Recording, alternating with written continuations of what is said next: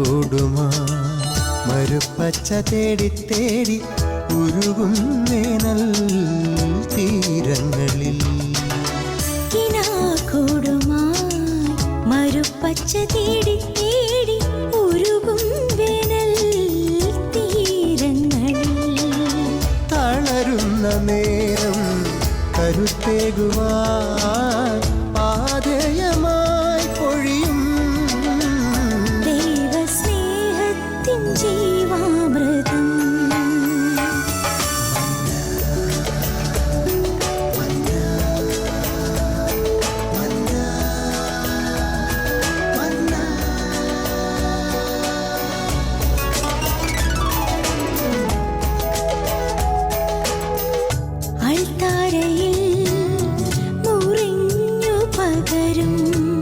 ആത്മയുഗത്തിൻ കൃപയായൊഴുകും അൾത്താരയിൽ മുറിഞ്ഞു പകരും ആത്മയുഗത്തിൻ കൃപയായൊഴുകും വിശ്വസ്നേഹത്തിൻ ദൈവാമൃതം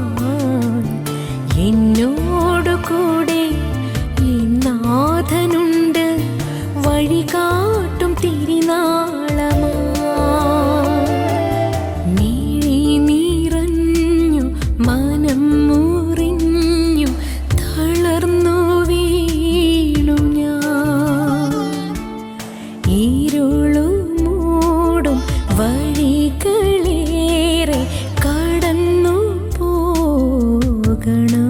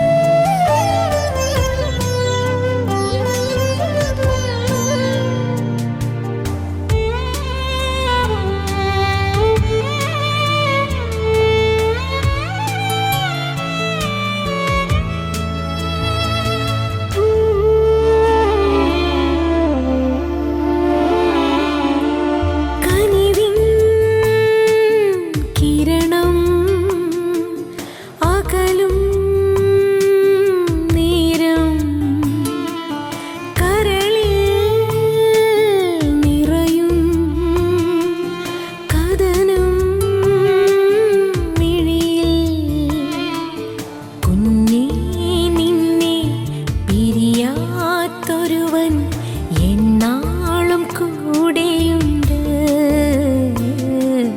കുഞ്ഞേ നിന്നെ പിരിയാത്തൊരുവൻ എന്നാളും കൂടെയുണ്ട്. മിഴി നിറഞ്ഞു മനം മുറിഞ്ഞു തളർന്നു വീണു ഞാൻ. ഇരുളുമൂടും വഴികളേറെ കടന്നു പോകണം. ആരുമില്ല കാവലായി കാത്തുകൊള്ളുക നീ, കാത്തുകൊള്ളുക നീ. ആരുമില്ല കാവലായി കാത്തുകൊള്ളുക നീ, കാത്തുകൊള്ളുക നീ. മിഴി നിറഞ്ഞു മനം മുറിഞ്ഞു തളർന്നു വീണു ഞാൻ. ഇരുളുമൂടും വഴികളേറെ കടന്നു പോകണം.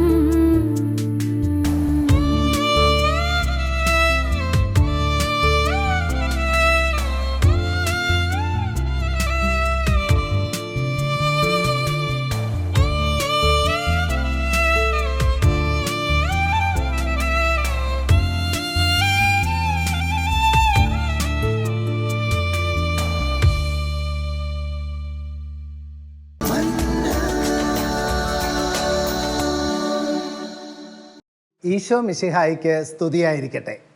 പ്രാർത്ഥനയോടെ ആരംഭിക്കാം. കരുണാമയനായ പിതാവായ ദൈവമേ, ഞങ്ങളിൽ സ്നേഹം നിറയ്ക്കണമേ. കാരുണ്യവാനായ യേശുനാഥ, അങ്ങയുടെ അഭിഷേകം ഞങ്ങളിൽ നിറയട്ടെ. പരിശുദ്ധാത്മാവായ ദൈവമേ, അങ്ങയുടെ വരദാന ഫലങ്ങളാൽ ഞങ്ങളെ നിറച്ചാലും. നിത്യം പിതാവിൻ്റെയും പുത്രൻ്റെയും പരിശുദ്ധാത്മാവിൻ്റെയും നാമത്തിൽ തന്നെ ആമേൻ. ഈശോ മിശിഹായിക്ക് സ്തുതിയായിരിക്കട്ടെ. പ്രാർത്ഥനയിൽ മുന്നോട്ട് പോവുകയും വളരുകയും അഭിഷേകത്തിൽ ജീവിക്കുകയും ഒക്കെ ചെയ്യുന്ന കർത്താവായ യേശുമിശിഹായുടെ മക്കൾക്ക് പോലും വലിയ ബുദ്ധിമുട്ടുണ്ടാക്കുന്ന ഒരു മേഖലയാണ് ക്ഷമയുടെ മേഖല. ക്ഷമിക്കാൻ പറ്റുന്നില്ല. കൊച്ചു കൊച്ചു കാര്യങ്ങൾ പോലും നമുക്ക് വലിയ ഇറിറ്റേഷൻ ഉണ്ടാക്കി പോകുന്നു. നമ്മുടെ കർത്താവായ യേശുമിശിഹായുടെ പിളർക്കപ്പെട്ട ആ ചങ്കിൽ നിന്ന് സ്നേഹവും ക്ഷമയും നമ്മുടെ ഹൃദയത്തിലേക്ക് ഒഴുകി ഇറങ്ങിയില്ല എങ്കിൽ നമുക്കാർക്കും സ്നേഹിക്കാനാവില്ല, ക്ഷമിക്കാനാവില്ല.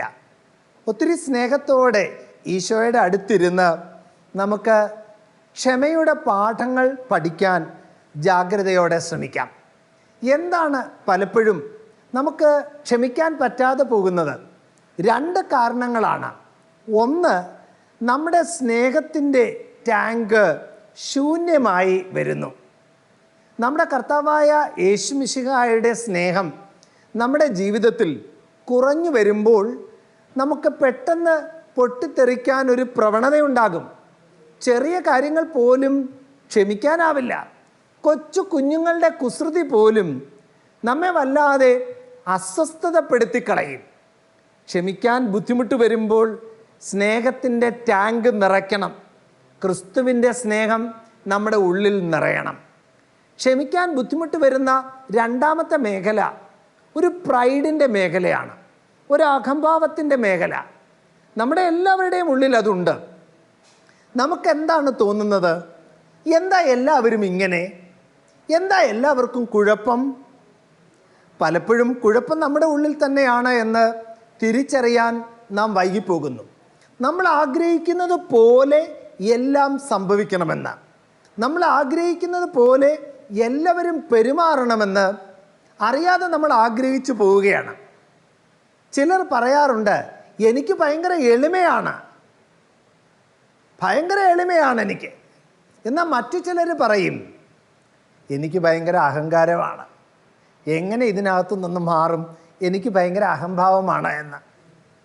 ഏറ്റവും പ്രിയപ്പെട്ട സഹോദരങ്ങളെ, നമ്മുടെ വാക്കുകൾ ശ്രദ്ധിച്ചാൽ, നമ്മുടെ സെൻറ്റൻസസ് പരിശോധിച്ചാലും നമുക്കിത് മനസ്സിലാവും. ചിലർ പറയും, ഞാൻ അവിടെ ഇല്ലാതായി പോയി, എൻ്റെ സ്വഭാവം നിനക്കറിയില്ല കേട്ടോ, എനിക്ക് തന്നെ എന്നെ അത്രയ്ക്ക് അങ്ങോട്ട് പിടിക്കുന്നില്ല. അഹംഭാവത്തിൻ്റെ, അഹങ്കാരത്തിൻ്റെ വാക്കുകളാണിത്. നമുക്ക് ജാഗ്രതയോടുകൂടി ആഗ്രഹിക്കാം സ്നേഹത്തിൻ്റെ ഒരു അഭിഷേകം നിറയാൻ, അഹംഭാവം, പ്രൈഡ് നമ്മുടെ ഉള്ളിൽ നിന്നിറങ്ങിപ്പോകാൻ, ഹൃദയശാന്തതയും എളിമയുമുള്ള ഈശോയെപ്പോലെ ജീവിക്കാൻ. ശരിക്കും നമ്മുടെ ഉള്ളിൽ സ്നേഹമില്ലെങ്കിൽ നമുക്ക് യാതൊരു പ്രയോജനവുമില്ല. വിശുദ്ധ പൗലോസ്ലീഹ കൊരിന്തോസുകാർക്ക് എഴുതിയ 1-ാം ലേഖനം 12-ാം അധ്യായത്തിൻ്റെ അവസാനം ഇങ്ങനെ പറയുകയാണ്, വരദാനങ്ങളെപ്പറ്റിയൊക്കെ പറഞ്ഞിട്ട് പറയുകയാണ്, കൂടുതൽ ശ്രേഷ്ഠമായത് ഞാൻ നിനക്ക് പറഞ്ഞു തരാം, കൂടുതൽ ശ്രേഷ്ഠമായത് ഞാൻ നിനക്ക് കാണിച്ചു തരാം.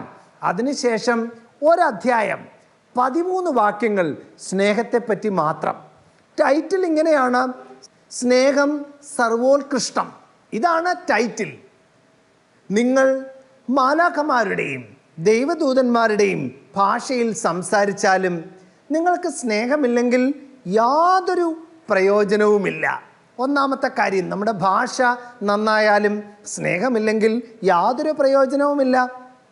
2, നിങ്ങൾക്ക് സകല വിജ്ഞാനവുമുണ്ടെങ്കിലും സകല രഹസ്യങ്ങളും നിങ്ങൾക്കറിയാമെങ്കിലും സ്നേഹമില്ലെങ്കിൽ നിങ്ങൾക്ക് യാതൊരു പ്രയോജനവുമില്ല.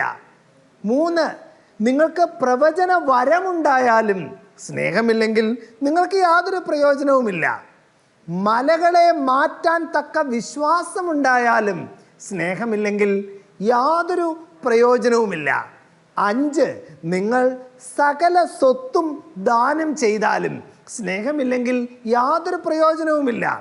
6, നിങ്ങളുടെ ശരീരം ദഹിപ്പിക്കാൻ വിട്ടുകൊടുത്താലും സ്നേഹമില്ലെങ്കിൽ യാതൊരു പ്രയോജനവുമില്ല.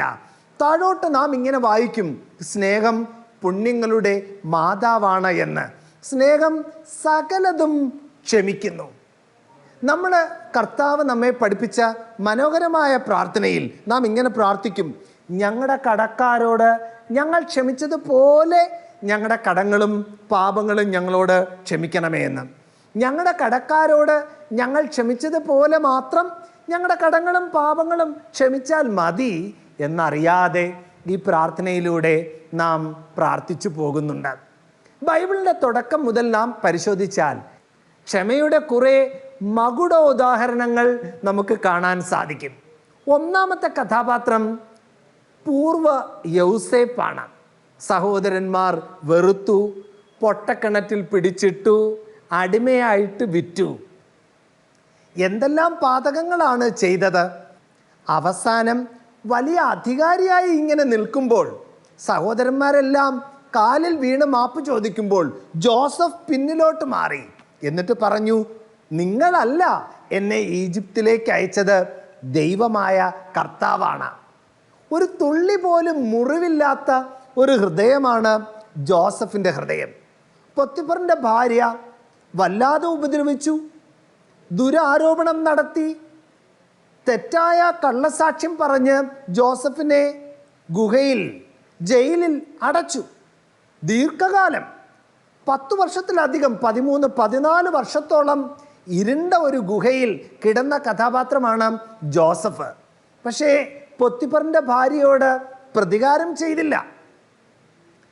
കൂടെ ഉണ്ടായിരുന്ന 2 രാജസേവകർ അവരോട് പ്രവചനങ്ങളൊക്കെ പറഞ്ഞ് അതിലൊരാൾ കൊട്ടാരത്തിലേക്ക് മടങ്ങുമ്പോൾ ജോസഫ് പറഞ്ഞു, നിന്റെ നല്ല കാലത്ത് നീ എന്നെ ഓർക്കണേ. എന്നാൽ അയാളത് മറന്നുപോയി. പക്ഷേ ജോസഫിന് പരിഭവമില്ല. ഫറവോ സ്വപ്നം കാണുന്ന സമയത്ത് ആ പാനപാത്രവാഹകൻ അത് ഓർത്തു. കറക്റ്റ് സമയം, ദൈവത്തിൻ്റെ സമയം, ആ സമയത്ത് കൃത്യമായിട്ട് അത് ഓർക്കുകയാണ്. അതുവരെ ക്ഷമയോടെ കാത്തിരിക്കാൻ ജോസഫ് തയ്യാറാണ്. ക്ഷമയുടെ ഏറ്റവും വലിയ മകുടോദാഹരണമാണ് പൂർവ യൗസേഫ്. ജോബിൻ്റെ പുസ്തകത്തിലും നാം ക്ഷമയുടെ അഭിഷേകം കാണുന്നു. തന്നെ പരിഹസിച്ച 3 സുഹൃത്തുക്കൾക്ക് വേണ്ടി ജോബ് പ്രാർത്ഥിക്കുകയാണ്. ദൈവം അവരോട് പറഞ്ഞു, നിങ്ങൾ എൻ്റെ ദാസനായ ജോബിനെ എന്തിനാണ് നിന്ദിച്ചത്? ജോബ് നിങ്ങൾക്ക് വേണ്ടി പ്രാർത്ഥിച്ചാൽ ഞാൻ നിങ്ങളോട് ക്ഷമിക്കാം. ജോബ് പ്രതികാര ചിന്തയില്ലാതെ സ്നേഹത്തോടെ തൻ്റെ 3 സുഹൃത്തുക്കൾക്ക് വേണ്ടി പ്രാർത്ഥിക്കുകയാണ്. ആ പരിഹാസമെല്ലാം ജോബ് മറന്നു കളയുന്നു. ദൈവം ആ 3 പേരോടും ക്ഷമിച്ചു എന്ന് മാത്രമല്ല, ജോബിന് നഷ്ടപ്പെട്ടതെല്ലാം ഇരട്ടിയായി തിരിച്ചു കൊടുക്കുകയാണ്. 3ാമത്തെ ക്ഷമയുടെ ഉദാഹരണം നമ്മുടെ അമ്മയായ പരിശുദ്ധ കന്യക മറിയമാണ്. ജീവിതം മുഴുവൻ ഒരു മുള്ളിൻ്റെ അനുഭവത്തിലൂടെ കടന്നുപോയി. ആ ഹൃദയത്തിലാണ് അമ്മ ആ മുറിവേറ്റുവാങ്ങിയത്, ആ മുള്ളേറ്റുവാങ്ങിയത്, ആ കുരിശ് ഏറ്റുവാങ്ങിയത്. ആ കുരിശിൻ്റെ താഴെ ഇങ്ങനെ നിന്ന് ഹൃദയം നൊന്ത് കരഞ്ഞ് പ്രാർത്ഥിക്കുമ്പോഴും അമ്മയുടെ ഉള്ളിൽ പകയില്ല, വെറുപ്പില്ല, വിരോധമില്ല. സഹോദരനെ വെറുക്കുന്നവൻ കൊലപാതകിയാണ്.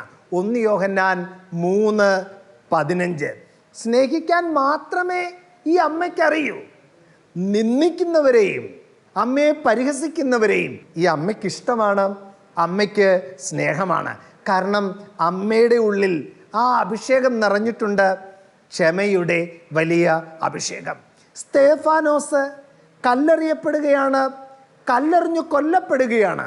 നെറ്റിയൊക്കെ ഇങ്ങനെ പൊട്ടി ചോര വാർന്നിങ്ങനെ ഒഴുകുമ്പോൾ സ്തേഫാനോസിൻ്റെ ഉള്ളിൽ പകയില്ല, കണ്ണുകളിൽ വൈരാഗ്യമില്ല. പകരം സ്തേഫാനോസ് പ്രാർത്ഥിക്കുകയാണ്, ഈ കുറ്റം ഇവരുടെ മേൽ ആരോപിക്കരുതേ എന്ന്. നമ്മുടെ കർത്താവാണ് ക്ഷമയുടെ ഏറ്റവും വലിയ ഉദാഹരണം. ശരീരം മുഴുവൻ കീറി മുറിഞ്ഞിരിക്കുകയാണ്, കുരിശ് ചുമന്ന് തോള് മുറിഞ്ഞു, മുട്ടിടിച്ചു വീണ് മുട്ടുമുറിഞ്ഞു, 2 കരങ്ങളിലും ആണി അടിച്ചിരിക്കുകയാണ്, കാലിൽ ആണി തറച്ചിരിക്കുന്നു, തലയിൽ നിന്ന് ചോര ഒഴുകി കണ്ണ് നിറഞ്ഞിരിക്കുകയാണ്. ശ്വസിക്കാൻ പോലും ആകാതെ കുരിശിൽ കിടക്കുമ്പോഴും നമ്മുടെ കർത്താവിൻ്റെ കണ്ണുകളിൽ സ്നേഹമാണ്, ക്ഷമയാണ്, പരിഭവമില്ല, പരാതിയില്ല. ക്ഷമയുടെ വലിയ അഭിഷേകം. പിതാവേ, ഇവർ ചെയ്യുന്നത് എന്തെന്നറിയായികയാൽ ഇവരോട് ക്ഷമിക്കണമേ. അലക്സാണ്ടർ ഭീകരമായ രീതിയിലാണ് വിശുദ്ധ മരിയ ഗൊരേത്തിയെ ഉപദ്രവിച്ചത്, കുത്തിക്കൊന്നത്. പാപം ചെയ്യുന്നതിനേക്കാൾ മരണം എന്ന് പറഞ്ഞുകൊണ്ട് ആ സഹനം ഏറ്റുവാങ്ങിയ മരിയ ഗൊരേത്തി മരിക്കുന്നതിന് മുമ്പ് ഇങ്ങനെ പറയുകയാണ്, എനിക്കൊരാഗ്രഹമുണ്ട്, ഒരു കുഞ്ഞൊരാഗ്രഹം. ആ ആഗ്രഹം എന്താണെന്നറിയാമോ? ഞാൻ സ്വർഗത്തിലെത്തുമ്പോൾ ഞാൻ മാത്രം പോരാ, അവിടെ അലക്സാണ്ടറും സ്വർഗത്തിലെത്തണം, അലക്സാണ്ടറും സ്വർഗത്തിലെത്തണം. നാം ഈ അടുത്ത കാലത്ത് കണ്ടില്ലേ, സിസ്റ്റർ റാണി മരിയയുടെ കുടുംബം ആ മകന് വേണ്ടി പ്രാർത്ഥിച്ചത്, ആ കൊലയാളിയെ സ്വന്തം ഭവനത്തിലേക്ക് സ്വീകരിച്ചത്, മകനായി സ്വീകരിച്ചത്. യേശുവിൻ്റെ ആ സ്നേഹത്തിൻ്റെ അഭിഷേകം, ക്ഷമയുടെ അഭിഷേകം തീർന്നു പോയിട്ടില്ല. ഈ അടുത്ത കാലത്ത് മ്യാൻമാറിൽ കൊച്ചു കുഞ്ഞുങ്ങൾ ഉപദ്രവിക്കപ്പെട്ടത് കണ്ട് സഹിക്കാൻ വയ്യാതെ ഒരു റവറൻ സിസ്റ്റർ, ഒരു കന്യാസ്ത്രീ ഓടി പട്ടാളക്കാരുടെ മുമ്പിലെത്തി തടഞ്ഞു അവരെ. കൊച്ചു കുഞ്ഞുങ്ങളെ കൊല്ലരുതേ, നിങ്ങൾ എന്നെ വെടിവെച്ച് കൊല്ലൂ, കൊച്ചു കുഞ്ഞുങ്ങളെ വെറുതെ വിടൂ എന്ന് പറഞ്ഞ് കൈകൂപ്പി പ്രാർത്ഥിക്കുന്ന, അപേക്ഷിക്കുന്ന ആ സിസ്റ്ററിൻ്റെ മുമ്പിൽ പട്ടാളക്കാരെല്ലാം മുട്ടുകുത്തി. പ്രിയപ്പെട്ടവരെ, മുട്ടുകുത്തി. ഇന്ന് യേശുവിന് ആവശ്യം ഈ സ്നേഹത്തിൻ്റെ, ക്ഷമയുടെ അഭിഷേകമാണ്. അറിയാതെ നമ്മളിൽ നിന്ന് ക്രിസ്തുവിൻ്റെ സ്നേഹം മറ്റുള്ളവരിലേക്ക് ഒഴുകുന്ന വലിയ സ്നേഹത്തിൻ്റെ, ക്ഷമയുടെ അഭിഷേകം. നമ്മൾ മറ്റൊരു ക്രിസ്തുവായി മാറുന്ന ഒരഭിഷേകം. സാവൂൾ പൗലോസായി രൂപാന്തരപ്പെട്ടതുപോലെ പുതിയ ഒരു സ്നേഹത്തിൻ്റെ അഭിഷേകത്തിലേക്ക്, ക്ഷമയുടെ ഒരു അഭിഷേകത്തിലേക്ക്, പുതിയ ഒരു ജനനത്തിലേക്ക് ക്രിസ്തുനാഥൻ നമ്മെ സ്നേഹത്തോടുകൂടെ വിളിക്കുകയാണ്. പുറത്തു നിന്നുള്ള വെല്ലുവിളികളല്ല, ക്രിസ്തുവിൻ്റെ സ്നേഹവും ക്ഷമയും സഹിഷ്ണുതയും ക്രിസ്ത്യാനികളായ നമ്മളിൽ ശരിയായ രീതിയിൽ കാണുന്നില്ല എന്നുള്ളതാണ് വെല്ലുവിളി. സുവിശേഷത്തിൻ്റെ ആ പരിമളം, ക്രിസ്തുവിൻ്റെ ആ പരിമളം നമ്മളിൽ നിന്ന് മറ്റുള്ളവരിലേക്ക് ഒഴുകി ഇറങ്ങുന്നില്ല എന്നുള്ളതാണ് വെല്ലുവിളി. എപ്പോഴും സുവിശേഷം പറയുക, വല്ലപ്പോഴും മാത്രം വായ് തുറക്കുക എന്ന് സെയിൻറ്റ് ഫ്രാൻസിസ് നമ്മെ ഓർമ്മിപ്പിച്ചില്ലേ? ആ ഒരു അഭിഷേകം നമ്മളിൽ നിന്ന് ക്രിസ്തുവിൻ്റെ പരിമളം മറ്റുള്ളവരിലേക്ക് ഒഴുകുന്ന ഒരഭിഷേകം. ആ അഭിഷേകം സ്നേഹത്തിൻ്റെ അഭിഷേകമാണ്, ക്ഷമയുടെ അഭിഷേകമാണ്. ഒരു ഔദാര്യമൊന്നുമല്ലിത്. മറ്റുള്ളവരോട് ക്ഷമിക്കുന്നത്, മറ്റുള്ളവരോട് സ്നേഹം പ്രകടിപ്പിക്കുന്നത് ഒരു ഔദാര്യമൊന്നുമല്ല കേട്ടോ. കാരണം ജീവൻ തന്നല്ലേ ക്രിസ്തു നമ്മെ സ്നേഹിച്ചത്. നമ്മുടെ പാപങ്ങൾ ആഴിയുടെ അഗാധങ്ങളിലേക്ക് യേശു വലിച്ചെറിഞ്ഞില്ലേ? ഒന്ന് കണ്ണടച്ച് ഒന്ന് ആലോചിച്ചു നോക്കൂ. എന്തെല്ലാം ലജ്ജാകരമായ കാര്യങ്ങൾ നമ്മുടെ സ്മൃതിപഥത്തിലേക്ക് വരും. നമ്മൾ പോലും ഓർക്കാൻ ആഗ്രഹിക്കാത്ത കാര്യങ്ങൾ, നാം വീണുപോയ മേഖലകൾ, യേശുവിനെ തോൽപ്പിച്ച് പിശാചിൻ്റെ കരങ്ങളിൽ നാം മുറുകെ പിടിച്ച അവസരങ്ങൾ ധാരാളമുണ്ട് നമ്മുടെ ജീവിതത്തിൽ. അതെല്ലാം നമ്മുടെ കർത്താവ് ആഴിയുടെ അഗാധങ്ങളിലേക്ക് എറിഞ്ഞു. 10,000 താലന്താണ് നമുക്ക് ഇളച്ചു തന്നത്. 10,000 താലന്താണ് നമുക്ക് ഇളച്ചു തന്നത്. നമ്മൾ 100 ദനാറ ഇളച്ചു കൊടുത്താൽ മതി. 10,000 താലന്ത് ഇളച്ചു കിട്ടിയ നമ്മൾ 100 ദനാറ, തുച്ഛമായ ചില്ലിക്കാശ് ഇളച്ചു കൊടുത്താൽ മതി. കർത്താവ് നമ്മോട് വലിയ ക്ഷമ കാണിച്ചപ്പോൾ നമുക്കെങ്ങനെ നമ്മുടെ ചുറ്റുപാടുമുള്ള മനുഷ്യരോട് ചെറിയ ക്ഷമ കാണിക്കാതിരിക്കാനാകും? ഒത്തിരി സ്നേഹത്തോടെ നമുക്ക് നമ്മുടെ കർത്താവിനോട് പ്രാർത്ഥിക്കാം. ക്രൂശിതനായ യേശുനാഥ, ഞങ്ങളെ കൊണ്ടാവില്ല ഇത്, ഞങ്ങളെ കൊണ്ട് സാധിക്കില്ല കർത്താവേ. നീ കണ്ടതുപോലെ കാണാനും, നീ പറഞ്ഞതുപോലെ പറയാനും, നീ സ്നേഹിച്ചതുപോലെ സ്നേഹിക്കാനും, നീ ക്ഷമിച്ചതുപോലെ ക്ഷമിക്കാനും ഞങ്ങളെ കൊണ്ടാവില്ല. നീ ഞങ്ങളുടെ ഉള്ളിലേക്ക് വരണമേ, ഞങ്ങളുടെ ഹൃദയത്തിൻ്റെ രാജാവായി വരണമേ. ആ വലിയ രഹസ്യം നാം മറന്നു പോകരുത്. മഹത്വത്തിൻ്റെ പ്രത്യാശയായ ക്രിസ്തു നമ്മുടെ ഉള്ളിലിരിക്കുന്നു എന്നുള്ള ആ വലിയ രഹസ്യം, നമ്മുടെ ഉള്ളിലിരിക്കുന്ന ക്രിസ്തുവിനെ നമുക്കൊന്ന് തുറന്നു വിടാം. യേശു കണ്ടതുപോലെ കാണാൻ, യേശു പറഞ്ഞതുപോലെ പറയാൻ, യേശു തൊട്ടതുപോലെ തൊടാൻ, യേശു സ്നേഹിച്ചതുപോലെ സ്നേഹിക്കാൻ വലിയ ഒരു അഭിഷേകം നമ്മിൽ നിറയാനായി വലിയ സ്നേഹത്തോടെ ആത്മാർത്ഥതയോടെ നമുക്കെല്ലാവർക്കും പ്രാർത്ഥിക്കാം. നമ്മുടെ വാക്കെന്തായാലും, നമ്മുടെ ജ്ഞാനം എത്ര വലുതായാലും, നമ്മുടെ വരദാനങ്ങൾ എത്ര വലുതായാലും, നാം മലകളെ മാറ്റിയാലും, വലിയ രോഗസൗഖ്യ പ്രവൃത്തികളൊക്കെ ചെയ്താലും, നമ്മൾ രക്തസാക്ഷിയായി മാറിയാലും, നമുക്കുള്ളതെല്ലാം വിറ്റുകൊടുത്താലും, സ്നേഹമില്ലെങ്കിൽ, ക്ഷമയില്ലെങ്കിൽ നമ്മുടെ ജീവിതം ശൂന്യമാണെന്ന് നമുക്ക് തിരിച്ചറിയാം. നമ്മുടെ കൃപ മുഴുവൻ ചോർത്തിക്കളയുന്ന ആ നുണ, ആ കള, പിശാച് വിതയ്ക്കുന്ന വെറുപ്പിൻ്റെ ആ കള, ആ വൈരാഗ്യത്തിൻ്റെ ആ കള നമ്മുടെ ഹൃദയത്തിൻ്റെ ആഴങ്ങളിൽ നിന്ന് നമുക്ക് പിഴുത് ദൂരേക്ക് വലിച്ചെറിഞ്ഞു കളയാം. ക്രിസ്തു നമ്മളിൽ രൂപപ്പെടട്ടെ. വിശുദ്ധ പൗലോസ്ലീഹ പ്രാർത്ഥിച്ചതുപോലെ നമുക്കും പ്രാർത്ഥിക്കാം. ഞാൻ ജീവിക്കുന്നു, എന്നാൽ ഞാനല്ല, ക്രിസ്തു എന്നിൽ ജീവിക്കുന്നു. എനിക്കിനിമേൽ ജീവിതം ക്രിസ്തുവാണ്, മരണം എനിക്ക് ഒരു നേട്ടം തന്നെയാണ്. കരങ്ങൾ കൂപ്പാം, കണ്ണുകൾ അടയ്ക്കാം, പ്രാർത്ഥിക്കാം. കരുണാമയനായ കർത്താവേ, അങ്ങ് സ്നേഹിച്ചതുപോലെ സ്നേഹിക്കാൻ ഞങ്ങൾക്കാവുന്നില്ല. കൊച്ചു കൊച്ചു കാര്യങ്ങൾ പോലും ഞങ്ങളെ അസ്വസ്ഥരാക്കുന്നു. ചെറിയ ചെറിയ കാര്യങ്ങൾ പോലും ഞങ്ങളെ ഇറിറ്റേറ്റഡ് ആക്കുന്നു. കൊച്ചു കുഞ്ഞുങ്ങളുടെ നിഷ്കളങ്കമായ ശബ്ദങ്ങൾ, കുസൃതികൾ പോലും ചിലപ്പോഴെങ്കിലും ഞങ്ങൾക്ക് അരോചകമായി മാറിപ്പോകുന്നു. കർത്താവേ, അങ്ങയുടെ പിളർക്കപ്പെട്ട ചങ്കിൽ നിന്ന് സ്നേഹം ഞങ്ങളുടെ ഉള്ളിലേക്ക് ഒഴുകട്ടെ. അങ്ങ് സ്നേഹിച്ചതുപോലെ സ്നേഹിക്കാൻ ഞങ്ങളെ പഠിപ്പിക്കണമേ. കുരിശിൽ എൻ്റെ ഈശോ സ്നേഹിച്ചതുപോലെ സ്നേഹിക്കാൻ ഞങ്ങളെ പഠിപ്പിക്കണമേ.